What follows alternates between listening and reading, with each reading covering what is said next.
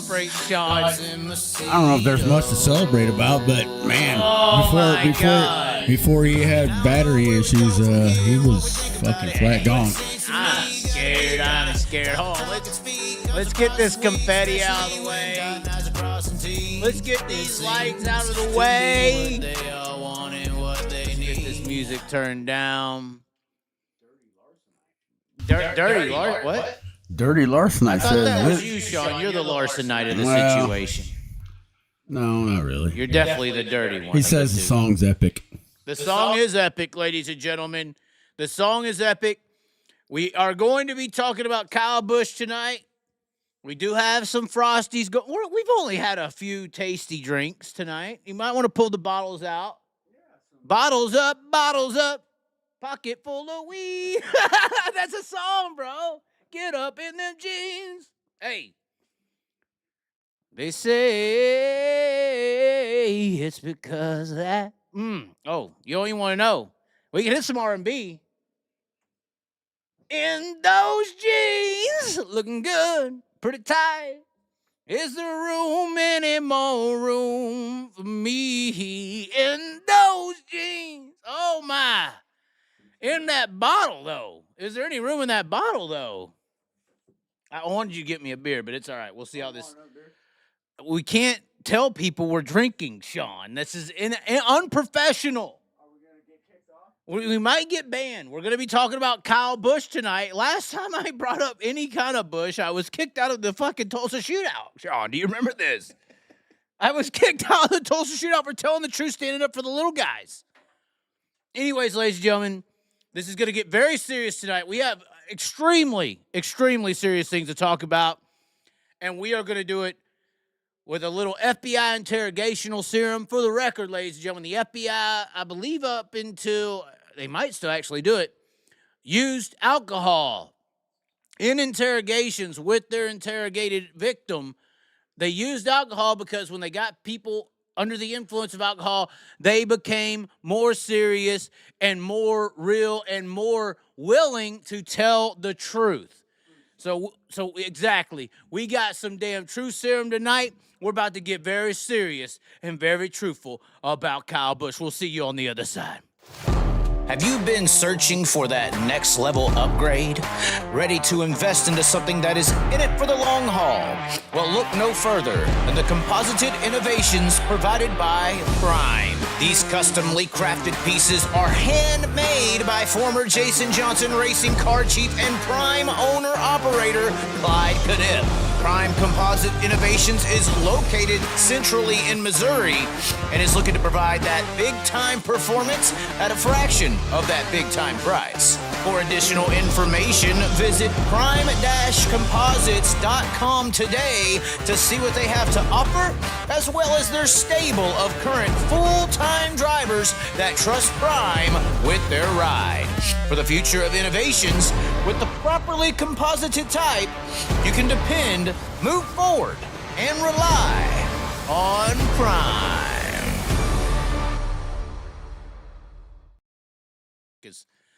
Oh my God, ladies and gentlemen, we are back quicker than you could tell. We're almost back quicker than Kyle Busch in that fucking heat race. Now I'm scared. Let me say this right off the top of the situation. I am scared to death to talk about Kyle Busch. Do you know why, Sean? Do you know why I'm scared to talk about Kyle Busch? Because it's so fast. The last time you know, outside of me throwing a water bottle at Joey Logano at Volusia when we did our interview when he was wearing a mask, Kyle Busch, well, outside of Kyle Larson, who the first time I met Kyle Larson, he bought me a cheeseburger at Lenny's at 4 a.m. Next time I met Kyle Larson, he bought me his drink, which was a Diet Coke and Captain. That's what Kyle drinks, if anybody wants to know. He bought me a drink. And the third NASCAR driver I came face-to-face with was Kyle Busch at the Tulsa shootout. And I went up to him and I asked him, I said, small talked him to stroke his ego. That's what all these egotistical, NASCAR maniacs need. And then I was asking him, I said, why all of a sudden were you, getting this provisional for Braxton. And he just said, oh, I guess they like us.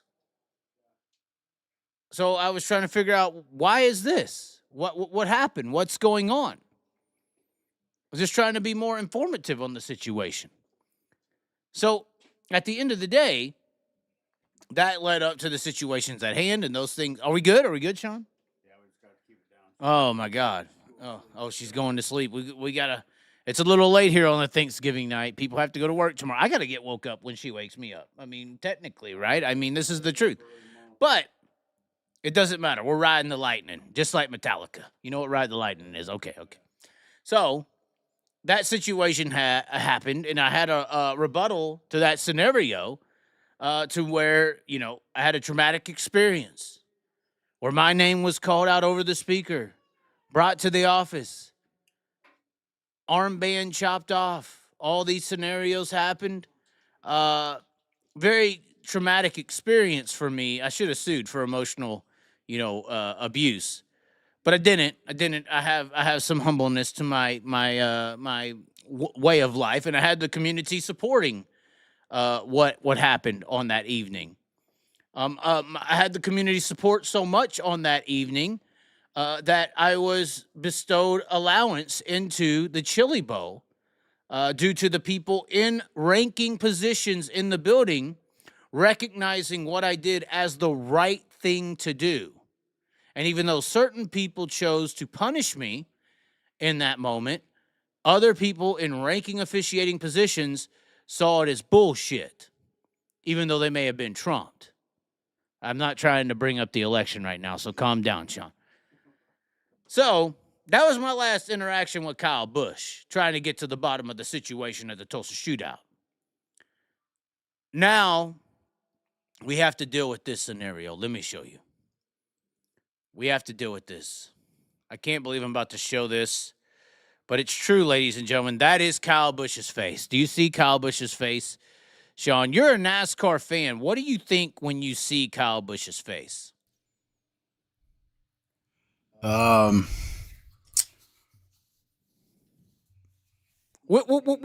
the shades on, what do you think?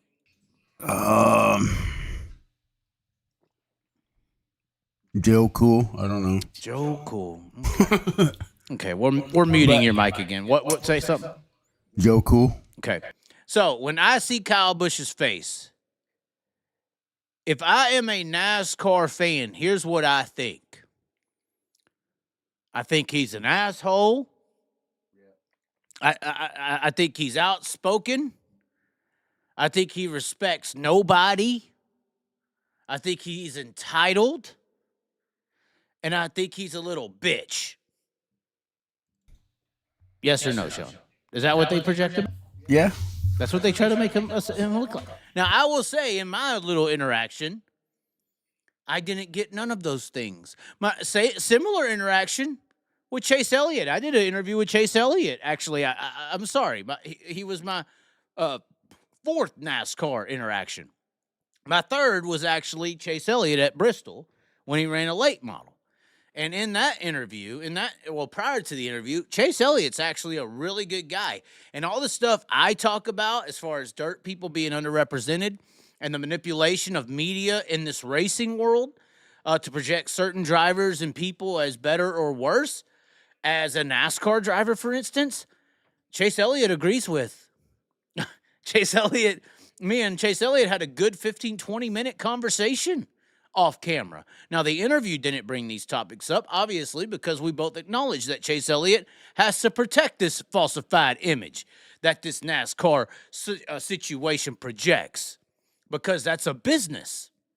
You people get so mixed up when I talk about the degradation of dirt racing to NASCAR, and you think I'm talking about the drivers. No, I'm talking about a business. These drivers are simply pawns. Just how NASCAR manipulates the masses into hating a guy who's decent like Kyle Busch, a good person. They are manipulating NASCAR, the business, the brand, and their roster as an elite form to us for the same business purposes. It's a business. That's what it is. So when me and Chase Elliott actually got into an interview, we didn't bring this subject up. But Chase Elliott is very aware of this subject.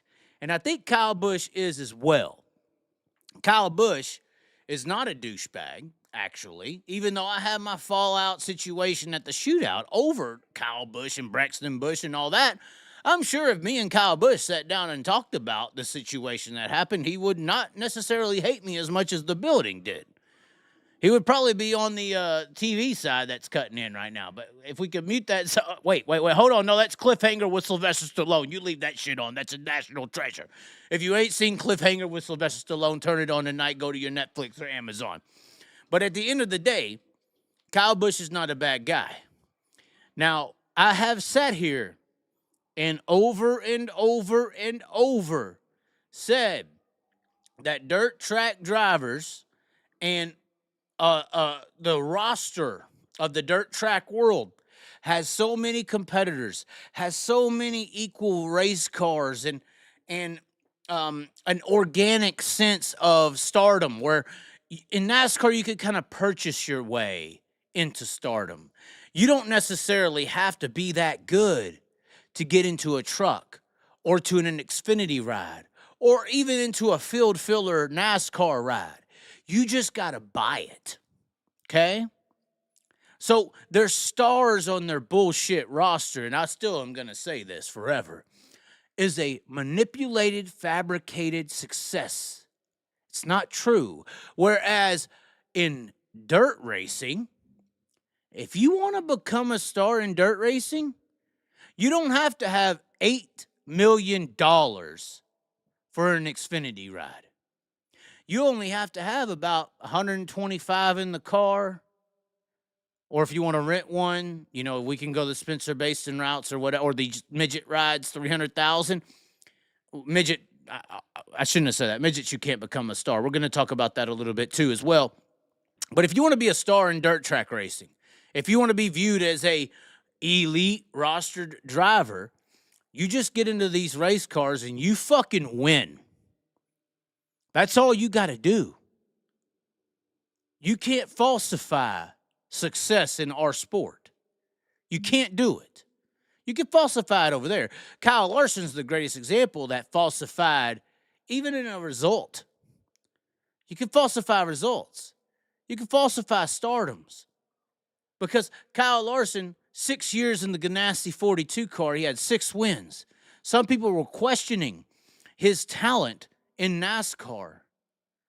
Obviously said the N-word, had his year in dirt, came back, got into a Hendrick ride, and dominated the fucking season and has been one of the most dominant drivers week in and week out, whether he has an issue on the track or overdrives the car or something breaks. Kyle Larson has been one of the most dominant drivers in NASCAR ever since he's got into that Hendrick car. Now, what happened since the Ganassi years to the Hendrick car, driver-wise, talent-wise? I'm here to tell you, no matter what these analytical idiots don't understand or want to say, nothing fucking changed. Kyle Larson's talent did not increase after he said the N-word and went and won some dirt races. The race car changed. That's what changed for Kyle Larson. Why did Kyle Busch go all of a sudden from winning all these races to field filling himself most of the time? Because he went from a Joe Gibbs ride to a Richard Childress ride. It's that fucking simple.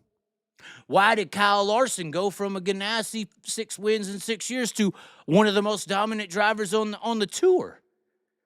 Because he went from a fucking Chip Ganassi ride to a Rick Hendrick ride. There's a gap there.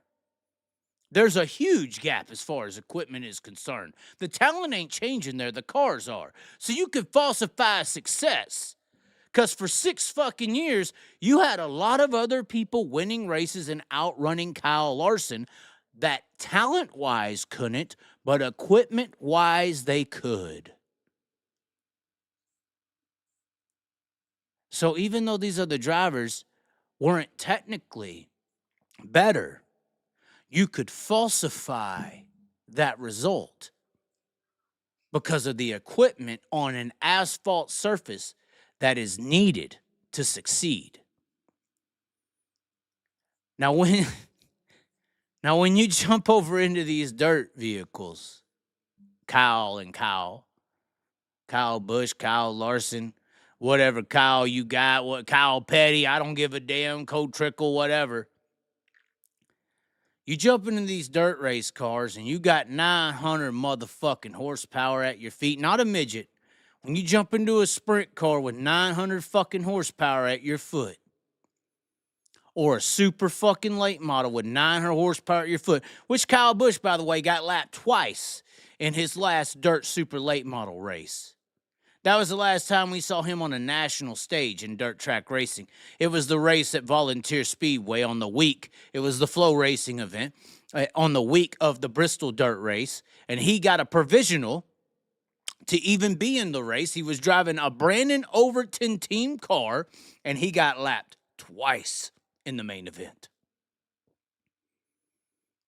Twice.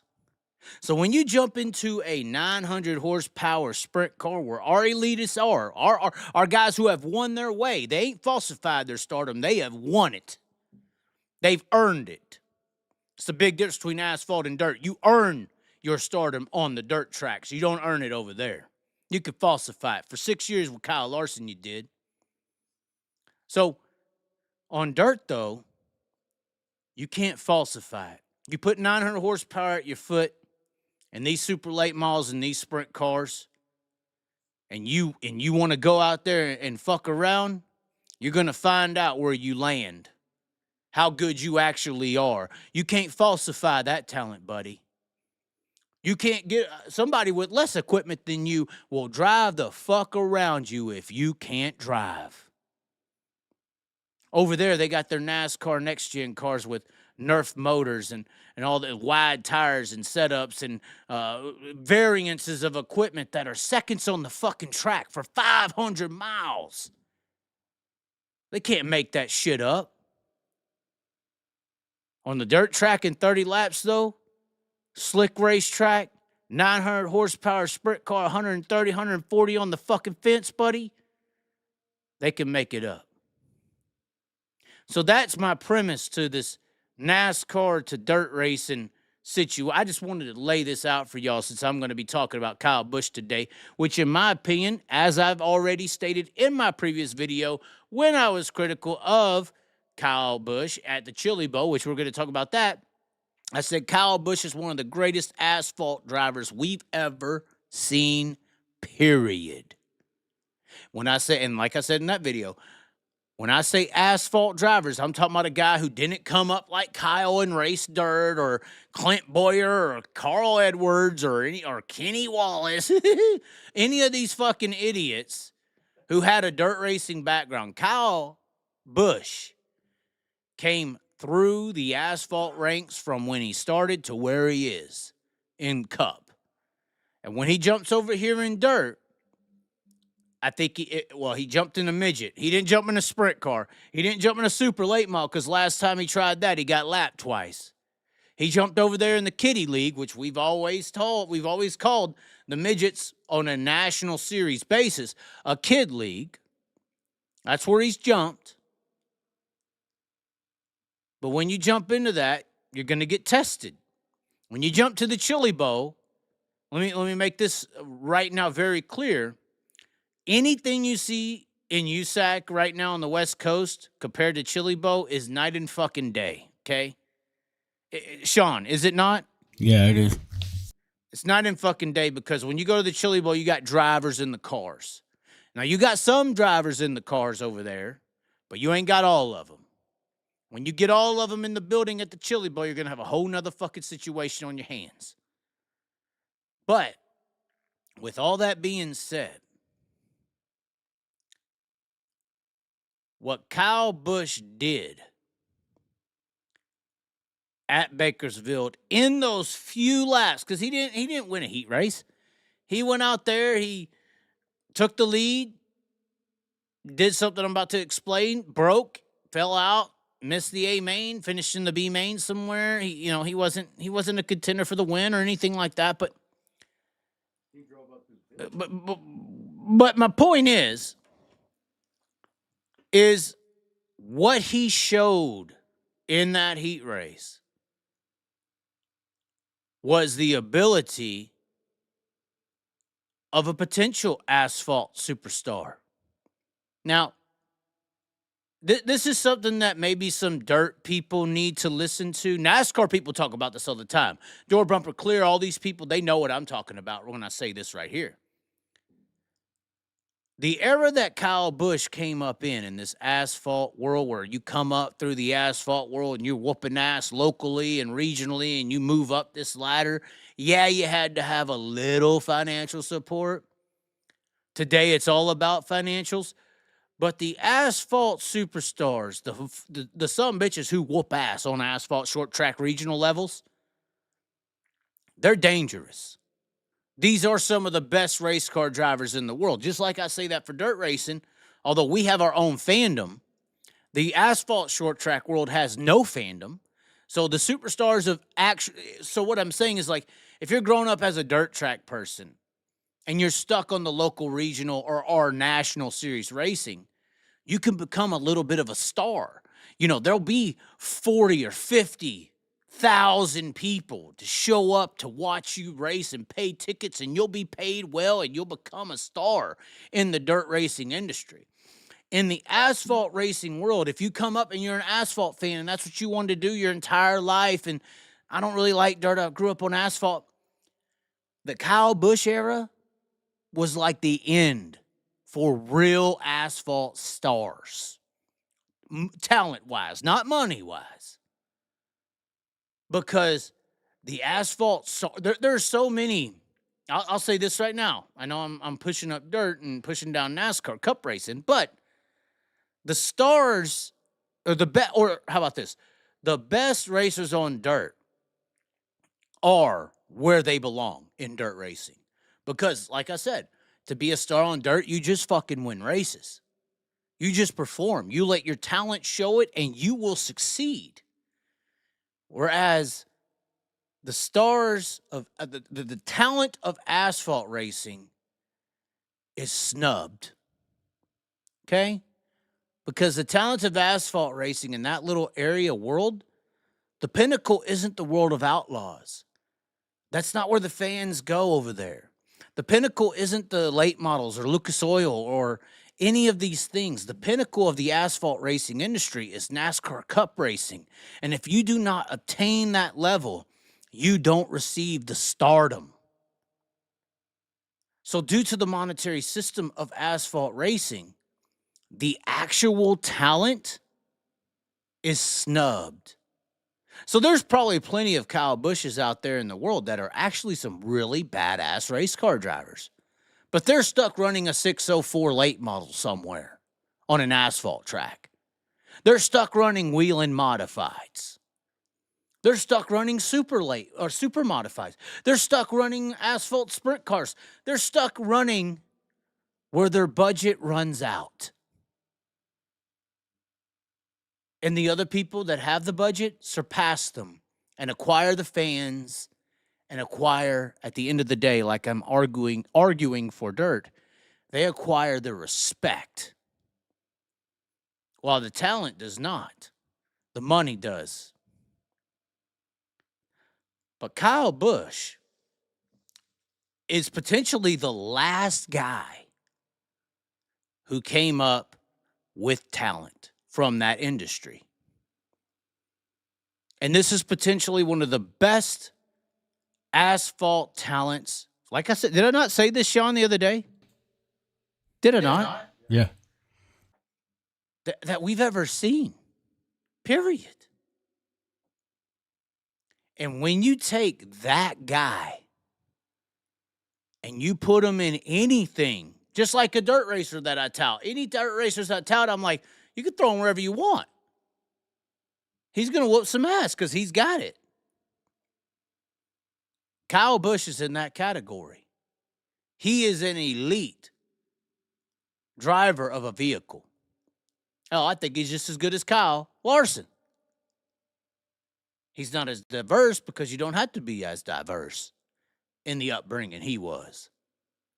His late model short track regional racing is psychologically manipulated into being a cup star, just like our sprint car racing is psychologically manipulated to be a cup star as well. That's why our sprint car stars are second fiddled, respect and fandoms of a Kyle Larson or anybody who goes to NASCAR.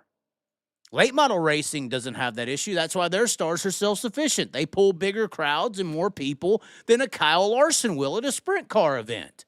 If you don't believe me, check out Merced last week. They didn't have an ounce of the fans that the national late model racers are able to draw. If you would have had Jonathan Davenport in a modified at Merced last week, you would have had more people in that grandstand than what you have for Kyle Larson in a sprint car and a midget. Because they actually have real fandom. And it's funny because this is Rowdy, right? Y'all call Kyle Rowdy and you call, or you should call Kyle Cole. Of course, Jeff Gordon, the original Cole. Kyle's the second coming from California and everything. So this is the next level shit. I'm not going to get into that. But what Kyle Busch showed y'all and what he showed me, even though he broke, didn't make the A, is this is one of the best drivers, asphalt drivers, we've ever seen. And if he wants to come over here and play, he might fuck you up. Kyle Busch showed me in the few laps he turned that he could win now look, Chili Bill's a whole nother subject. 900 horsepower sprint car, whole nother subject. Could he handle that? The plate's the plate gets bigger. Can you eat it all? You come and play in the late models. He already tried that. He got lapped twice. You come and play in the World of Outlaw sprint cars. You need a provisional to make the main. You probably get lapped twice. You want to go play with the Kiddie Cup in the midgets. You have a Kofoid there. There's some talent over there. You'll have your hands full, but your plate will be somewhat full. You'll have you an Applebee's, 2 for $25 situation. You'll have a 2 for $25 plate on your hand. You play with the midgets. You go to the sprint cars and the late models. You fucking got that. What is that steakhouse with the golden steaks? Yeah, I'm just saying your plate's going to be really stacked. I don't know if you can eat all that. Hell, I'd love to see it, though. I'd love to see it. Hell, hey, Kyle, just retire from NASCAR racing and come full-time dirt racing. Let's see what you got with the big boys. Not the big money, but the big boys, the big talent, the big competition. The number one competitive form of motorsport in the world is dirt track racing. I would put dirt late models above them all. We already see or have seen where you fare there. How would you do if you gave it a full-time effort? I'd love to see it. I'd love to see it. I'd love to see it. What? I think he'd do pretty good. I think his plate would be very full. Be very full. I don't know if he's ever faced that level of competition in his entire life. I don't think he's ever faced that level. I don't think he's going back down from it. Well, no, he shouldn't. He's Kyle fucking Busch. He's Kyle fucking Busch. But you want to go full-time dirt late model racing, I think he's fucked. I'm sorry. I think he'd be fucked. You'd have a better chance in the sprint car world because they're kind of segmented on our best drivers go to NASCAR racing. So when you go to late model racing, you're dealing with the Kyle Larsons all stacked up with, the late model world ain't sent their best drivers to NASCAR. I know you think Tyler Reddick's the best, but he was like average. But late models don't send their best drivers to NASCAR like the sprint car industry does. So our best drivers in dirt racing or in late model racing have stayed there. So you'd have to deal with like 10 different Kyle. This is why Kyle Larson, consistently was running 10th, 12th, 8th against the late models. He won a few races. He should. He's Kyle Larson. He's badass. But on a consistent basis, the late model industry handed Kyle Larson his ass. You didn't hear about it because they try to manipulate everyone into thinking Kyle's the best of everything that there ever was. So that you continue to look at this dirt racing thing as a high school that he's graduated from. This is the psychology of the situation.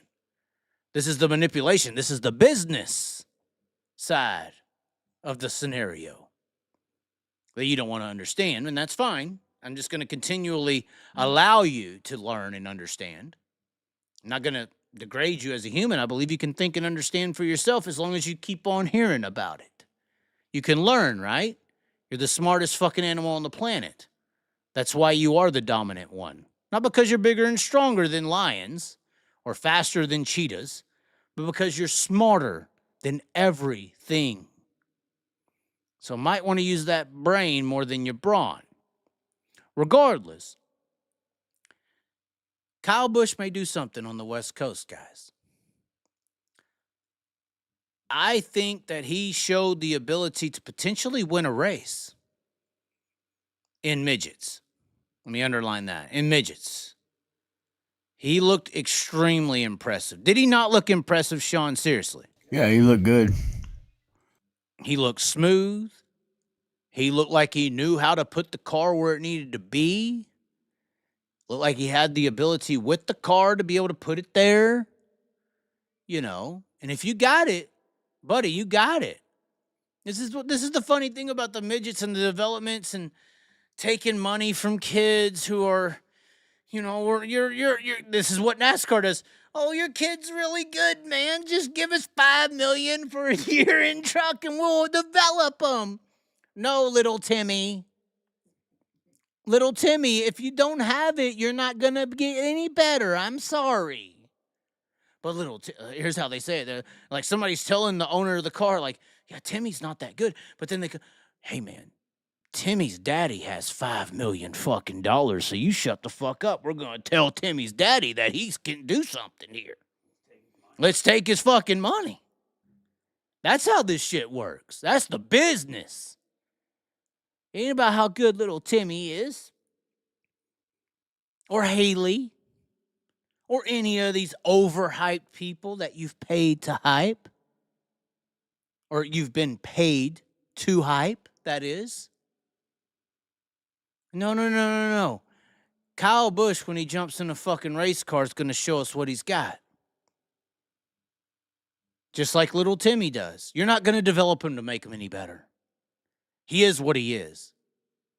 Tim Tebow prayed to God to throw the ball just as good as Tom Brady. It doesn't matter, buddy. You either can throw the fucking football or these race cars, or you can't. No matter how much money these people want to take from you to tell you they can make you better. And that's the fucking truth. This is what, I'm from the ghettos of Dallas, Texas. This is what I would call, in that scenario, I would be calling that a hoodwink. They're working you, boy. They're hustling you and your family for that money. The midget industry's been really good at hustling. Really good at hustling. Sorry, your little boy sucks. Oh, don't say that. Sean, you're looking, you know what I'm saying? Yeah, I'm just thinking. Look at the end of all that. If that scenario went down, whose heart would be broken? Whose money would be lost? Exactly. It's all about the business, buddy. I'm sitting here talking business with you. You don't want to hear about how you ain't that good in that 7S car. You don't want to hear about it. In that 3Z. And see, this is why I'm so raw and authentic with the dirt racing world and their drivers and talents and their kiddies as well. I don't hold fucking back. I tell the truth. Because I'm not going to let our motherfucking sport be as fabricated as theirs. You're going to hear it from me. I ain't going to lie to you. They could take that money in that motor. I ain't going to. But anyway, Kyle Busch is good. Because he's fucking good. Because he's one of the best. He's one of the last drivers from the asphalt racing industry to actually make it on talent. Now, I would love to see him get into the big leagues of the competition department in this motorsports world. I would love to see how Kyle Busch would stack up against the best drivers in the world. And that would be in the dirt track racing industry, for the record.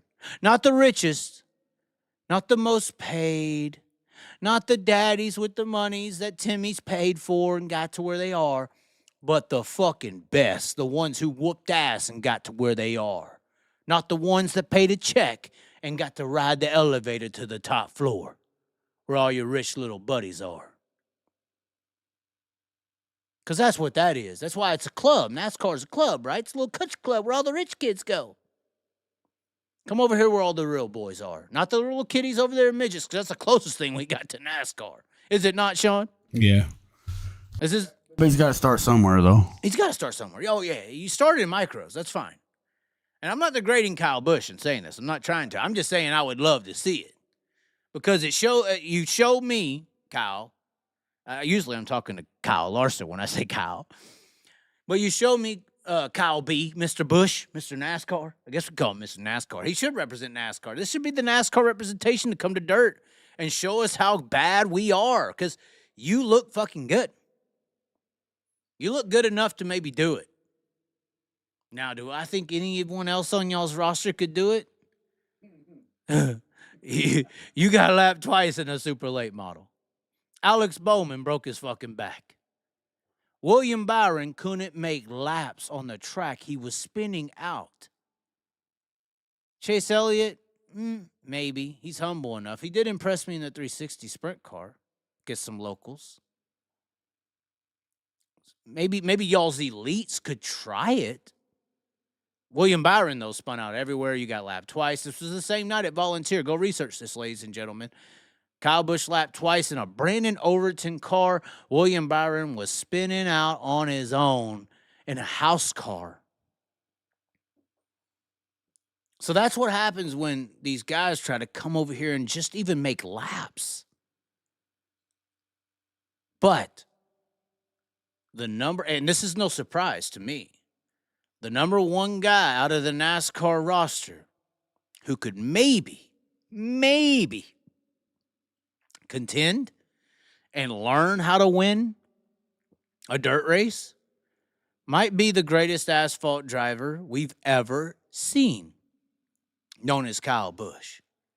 And that's my takeaway from this scenario.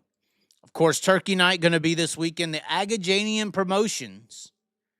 Keep an eye on that. Go research the family lineage of the name AVIATION. If you really want to learn some more things, it's interesting. Go research the word or the lineage of AVIATION. That's all I'm going to say.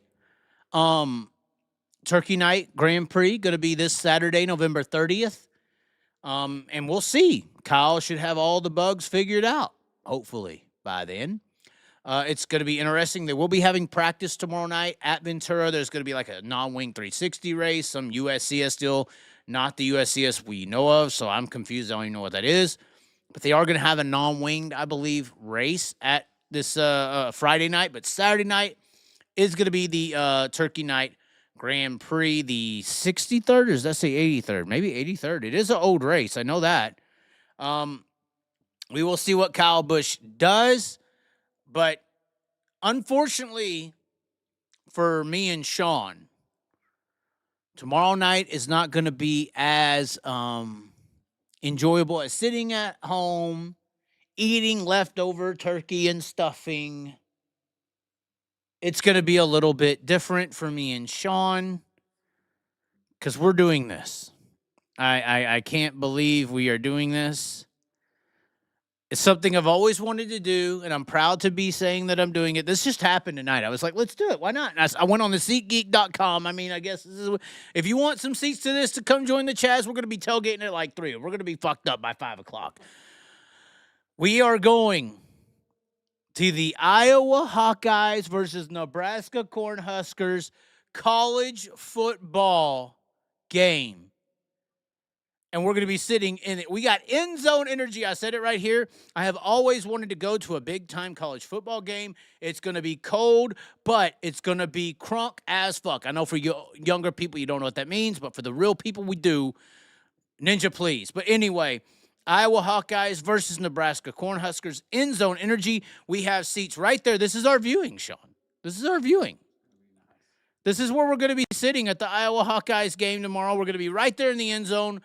Wasted as I'm going to make so many good TikToks and Snapchats. Long live the Chaz on TikTok and Snapchat. We're making it happen. If you want to come find me, this is the section.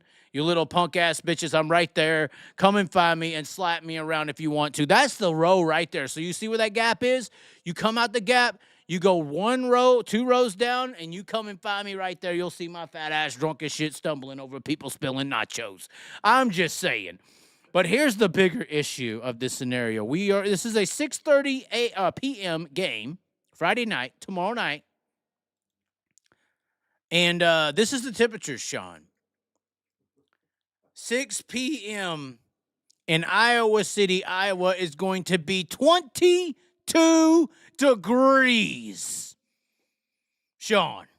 And we were talking about we would like to go to Lambeau in a freezing temperature game because the Dolphins are so horrible. We were talking about we would like to do that experience. This is like if we were trying to prepare for the pros like a college player. This is kind of like, you know, this is honestly like the college situation to go to Lambeau, right? Yeah. 22 degrees, ladies and gentlemen. My balls, well, I have an undescending testicle, but my ball is going to be so frozen cold. Look at that. It's going to be 19, Sean. It's going to be 19. Is she going to be 19? You know I'm going to get drunk and start hitting on the bitches. You know that's going to happen. You know, I mean, anytime the 3-inch jackhammer is out there rolling, it is going to get a return visitor. I am just saying, the 3-inch jackhammer is rolling across the world. They keep telling me they love me. I don't know why. Sean. How do they love 3 inches? I don't get it. The girth ain't there, Sean. The girth ain't there. But it is going to be so small tomorrow. You're going to have to measure I'm going to have to measure my shit as centimeters when I go to pee. I'm going to be peeing all over my pants. I can't get it out far enough.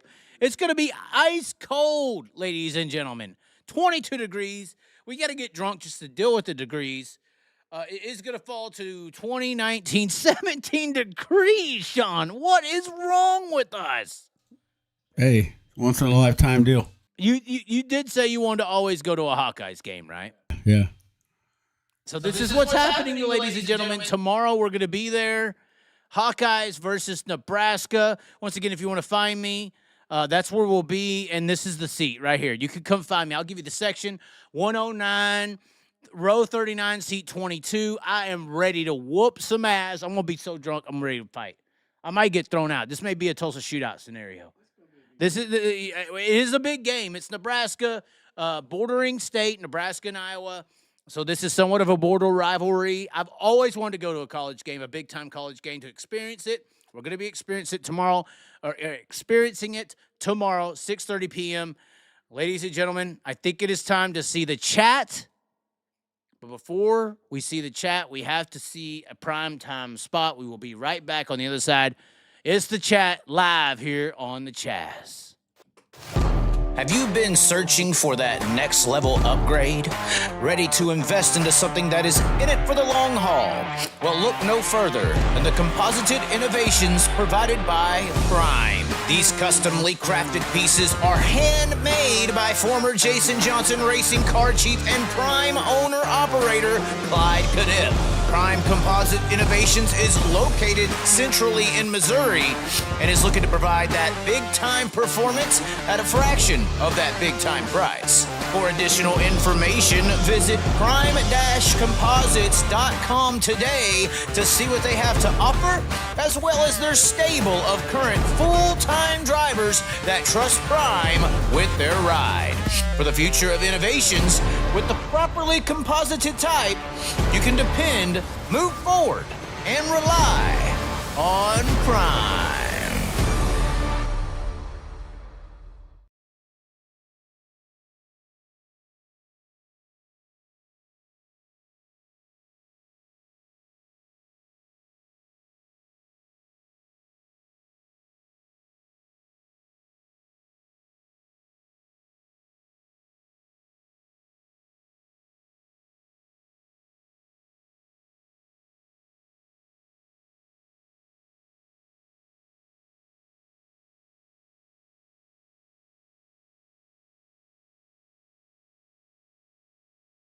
Oh my. Into the YouTube chat we go, ladies and gentlemen. Oh, no. He's in very good equipment. What are you bitching about now? Don't forget the keys. What does he mean by that? Don't forget the keys, Sean. What keys? Did I miss something? I'm confused. I think Kyle Busch is fed up with NASCAR's pay to step in, or NASCAR scripted bullshit and having to pay to step in. I think he is too. I think a lot of asphalt people are, and that is why they're coming to the dark side. Prime must have made Chaz a composite dildo for all this free advertising. Wow, what an asshole! Why is he being mean, Sean? I don't know, but it's a super chat. I mean, why couldn't you just, does he want to know the truth that I need to pee and needed a minute to do it, so I threw up the fucking prime spot so I could go urinate, you piece of shit? Is that what happened? That is what happened, right, Sean? Yeah, that's exactly what happened. I mean, so I guess he paid me $20 to pee. I mean, I'll take that deal any day. NASCAR does. Golly, man.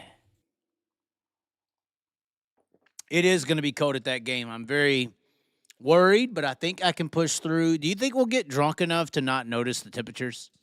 I hope so. You hope so? This is your lifetime dream, though, right? Yeah, one of them. Yeah. Why? What's the mean? I need to know as a Texan, what is the meaning of an Iowa Hawkeye game? Just the atmosphere. It's just.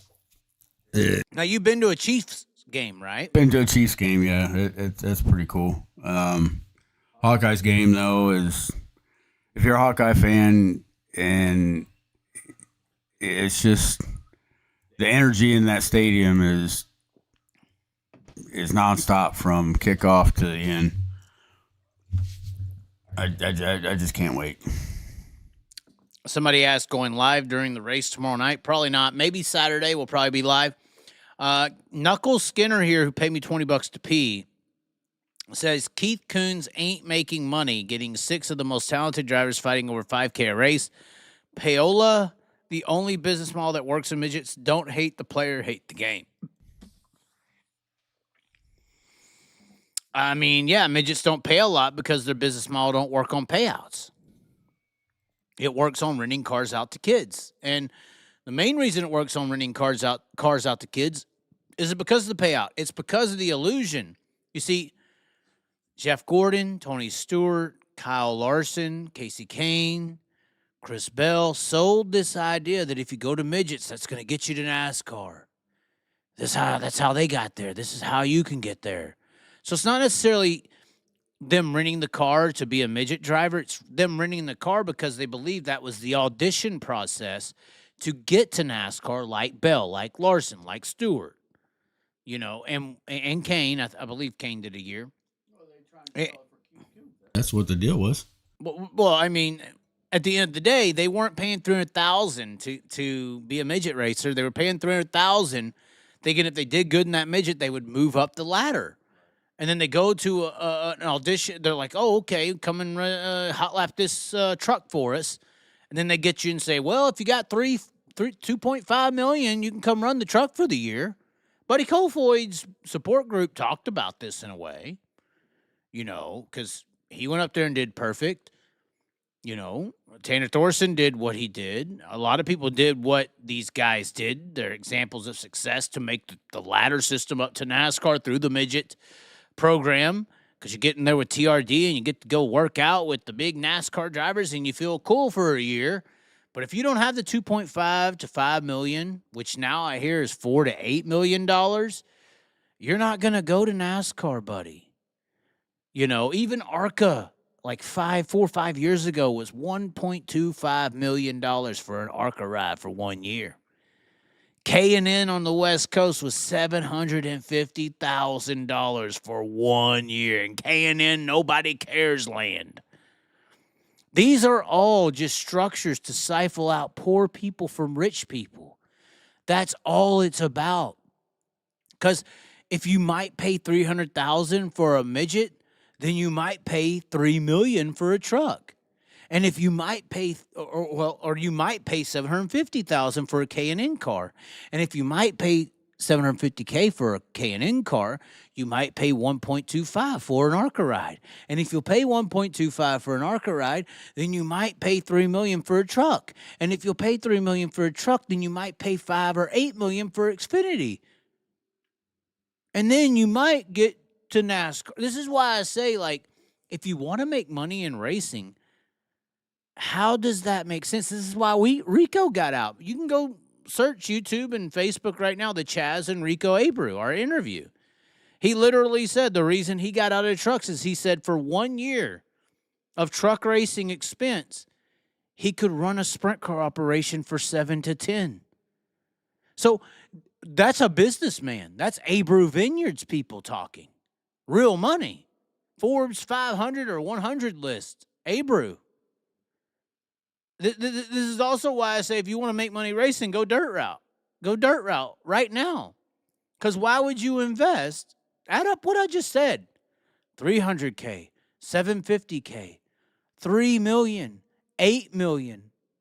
Then you might start making, according to Kyle Larson, a similar amount as a high-performing dirt racer. The difference is that's the easy route. To make money on dirt racing, you have to actually beat people. You know, it's not a contract with a company.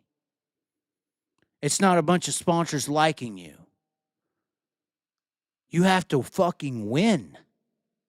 You have to succeed. You have to beat these guys. So it's like they're fabricating stars and income. It's the biggest fucking crazy deal in the world. Jesse Love, the epitome of pay-to-play. His dad is in 20 million deep, and his son still hasn't sniffed Cup. Right, and then when he gets to Cup, how long will it take him to make 20 million? And he'll probably have to invest at least another 10 million to maybe sniff Cup, right? So how many years will he have to race successfully on the Cup level to recuperate a $30 million investment? For $30 million, you could race in dirt track racing your entire fucking life and start making money, winning and selling shirts and merchandise, and own the collateral. You're renting out these rides. You don't own any of the cars. You don't have anything that's valuable to resell or anything. It's insanity. What? Just a pawn in NASCAR. It's insanity. But it's easier. For the rich people who just want to look cool, they're technically spending $20 and $30 million to buy an image. That's what rich people hate about me, for instance. I've gone out here with close to no money and earned status, earned an image, earned a name. These people want to purchase status. They want to purchase a name. That's why they're spending $20 and $30 million. It's literally just to be cool. It's literally to feel like they're a star. It's not about money. We just added up the numbers. It's status. It's just like the rich people. Why you buy the big house? Why you buy the big car? The nice this, the fake tits, the fake that. We're not going to talk about Samantha Busch. I'm just saying, it's all to look cool. It's all to be, it's that status. It's that image. They're purchasing an image. They don't like it, though, when some broke guy with just as much status as them that their $20 million haven't been able to purchase. I would put my Chaz shit up against Jesse Love as far as status. I'm sorry, I've been in the same sentences as Kyle Busch and Kyle Larson. I'm sorry. He spent $20 million. He spent $20 million trying to buy a personality. That's the sad part about it as well. That's the sad part.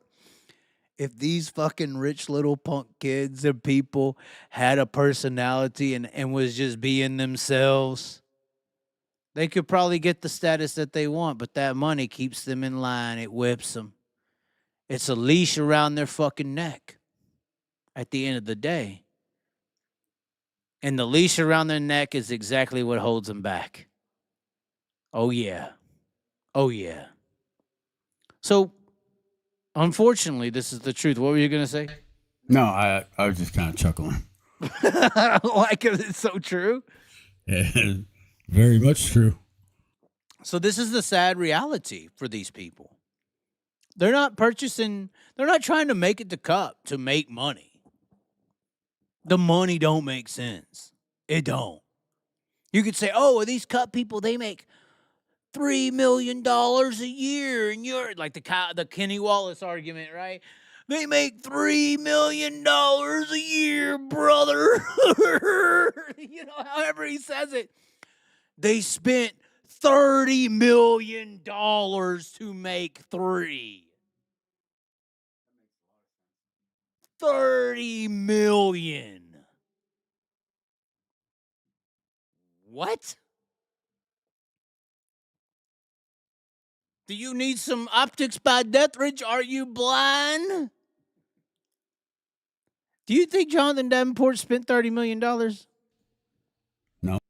Huh? No. You think RTJ has spent $30 million in racing? Oh, hell no. These are people making a solid $1 million a year with merchandise and winnings. So they're making almost as much as the Cup guys. Kyle Larson says the top 5 guys in sprint car racing make just as much as half the Cup field. He says this. But they have invested 10% of the amount to do the same. This is why Rico got out. The ROI, return on investment, makes no fucking sense.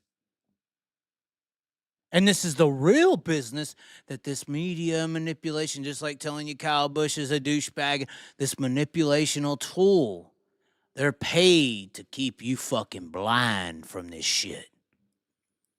They're paid to fabricate stardom and status because these motherfuckers are paying $30 million for it. These media members. Oh, you call them that? Oh, yeah. Oh, yeah. Oh, yeah, brother. Yeah, those people are paid. They're paid to make sure that $30 million is making its fucking due. Because if they don't continue that manipulational ploy, that fabrication, if they don't continue that fabric, what is it? What? They fail. But also, the next little boy or Jesse Love that comes along ain't gonna pay that $30 million. They ain't gonna pay it no more if you can't provide me what I'm actually trying to acquire.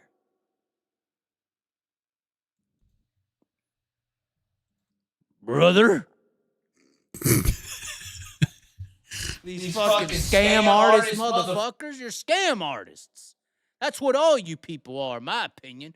Fraudulent scam artists. Lying motherfuckers. No respect for you people. No respect at all. I feel like Kyle Busch knows what I mean. You know who I think really knows what I mean? Carl Edwards. Yep. Tony Stewart. Them were the first ones that get out. You know who else I think may know now? Kyle Busch. Maybe. Larson sees it too, but Larson sees it, but he's feeding the system with Corey Day. He's stuck. Well, he's got big Mr. H. You know, he's got to please Mr. H. You know what's sad is that all the dirt racers see it too, but they don't speak up because I feel like dirt racers would rather have lunch with Kyle than beat him. That's what the problem with the sport is, all ego. It's all about the ego. It's about feeding the ego. What's going to feed my ego more?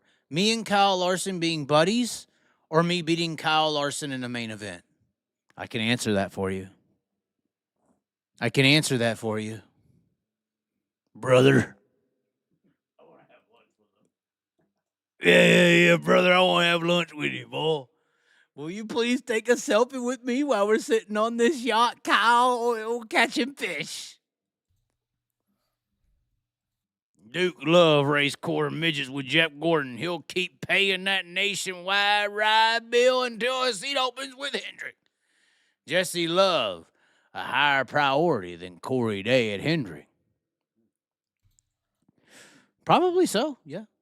Probably so. He's got the money. Why would you not be a higher priority? You could pay the bills for the nepotism. Oh, Charlie is all nepotism and monarchy. You 100% right. 100% right, my ninja. God, I want to say the real word. I come from the ghetto. I can't handle these fucking white people and their bullshit. Unbelievable. Unfucking believable. Anyways, ladies and gentlemen, we should end it now. It's an hour, Sean. Yeah. He said he needed to go to sleep. You gotta go get some firewood? I go get firewood tomorrow morning. Why do you need firewood? Heat this house. Yeah, we're still stuck in the Stone Age. We need fucking firewood to heat the fucking house. Have you ever heard of central heating in Iowa or no? Well, I got that, but I like wood. I like wood heat. We are in Knoxville, so that makes all the sense in the fucking world. Oh God. Anyways, this was the best show we've ever had in our lives. I feel like. No, it was a good show. I'm drinking water, by the way. I hope people are starting to open their eyes, though. TikTok's going to learn tomorrow, bitches. TikTok's going to learn. After 30 days, you'll have to evict Chaz, Sean. Don't let him get mail at your house. Wow.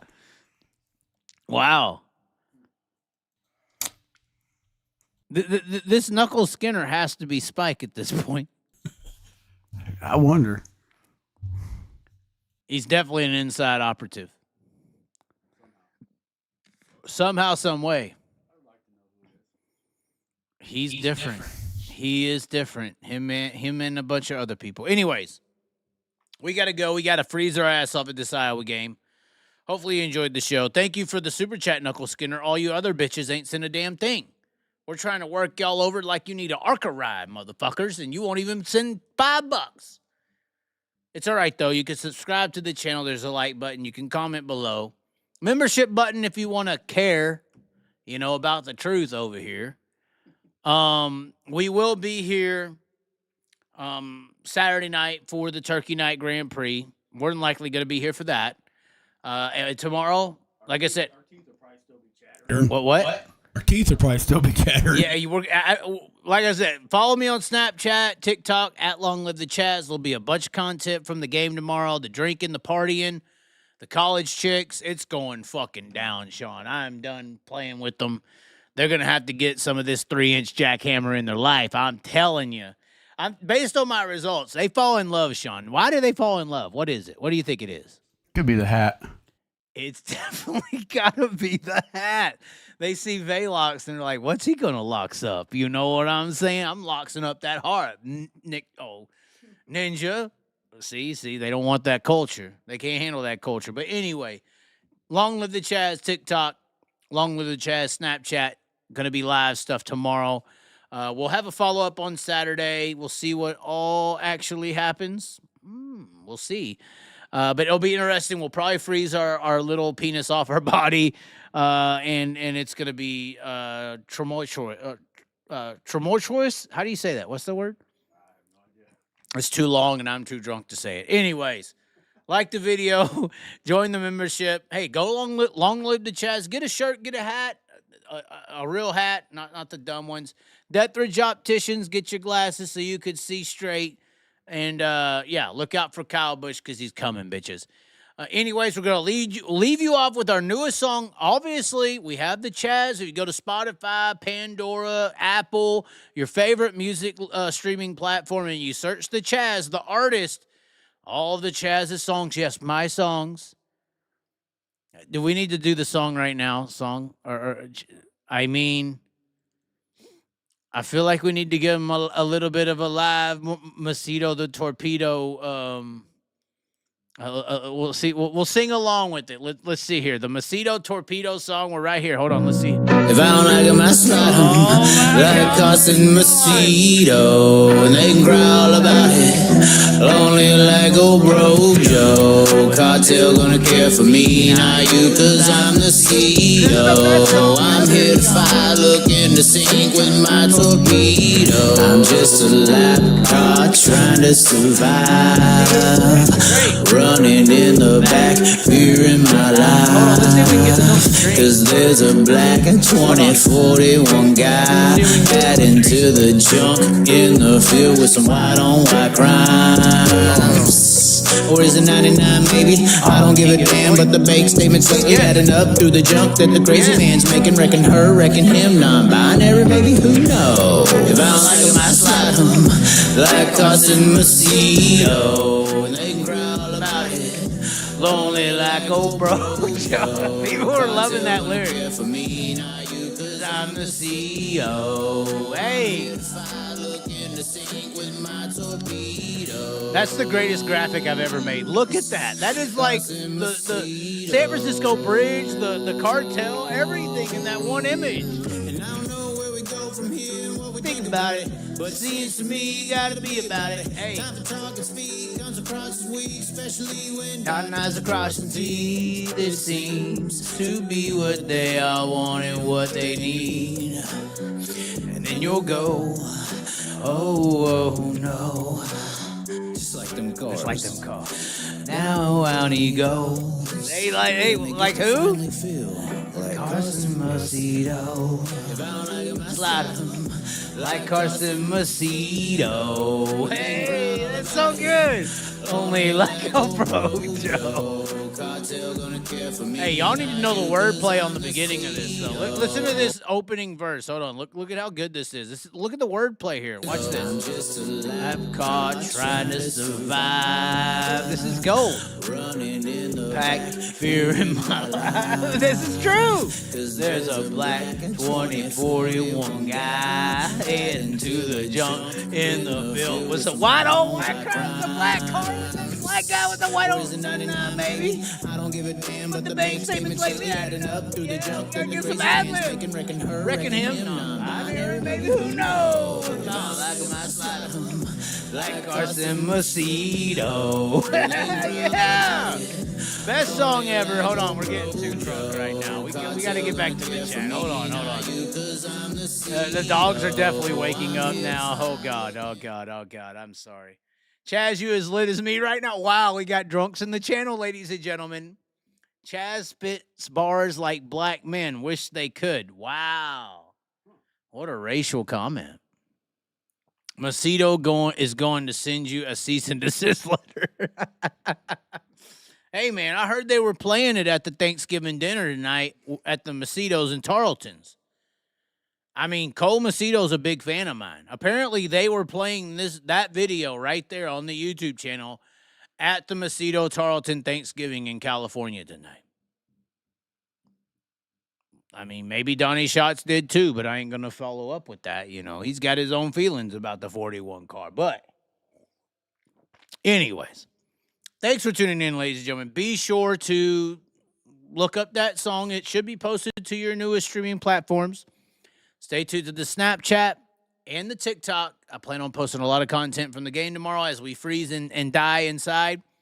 And hopefully you'll join the channel and send a super chat next time. You haven't made it big in racing until Chaz makes a video about you. I hope if Carson Macedo sends me a cease and desist letter, I am sending him an invoice for promotion purposes. You're going to pay me, motherfucker, for my efforts. Unbelievable. Anyways, ladies and gentlemen, thanks for calling in. Whoa, nobody called in. the drink is talking. Thanks for tuning in. Hopefully we can all be happy tomorrow while we freeze and die. We will catch you for sure Saturday night. Stay tuned on the Snapchat and the TikToks for live updates of tomorrow night's festivities. Saturday night, we'll be here to watch Kyle Busch win Turkey Night. I can't believe I just said that, but I think it's going to happen. Anyways, ladies and gentlemen, thanks for tuning in. We will catch you next time. Oh, my God, I'm so damn drunk. I can't believe how drunk I am. Oh, like Carson Macedo, and they can growl about it. Lonely like old bro Joe. Cartel gonna care for me, not you, cause I'm the CEO. I'm here to fight, looking to sink with my torpedo. I'm just a lap car trying to survive. Running in the back, fearing my life. Cause there's a black 2041 guy adding to the junk in the field with some white on white crimes. Or is it 99 maybe? I don't give a damn, but the bake statements lately adding up through the junk that the crazy man's making. Reckon her, reckon him, non-binary maybe, who knows? If I don't like him, I slide him like Carson Macedo, and they can growl about it. Lonely like old bro Joe. Cartel gonna care for me, not you, cause I'm the CEO. I'm here to fight, looking to sink with my torpedoes. Carson Macedo.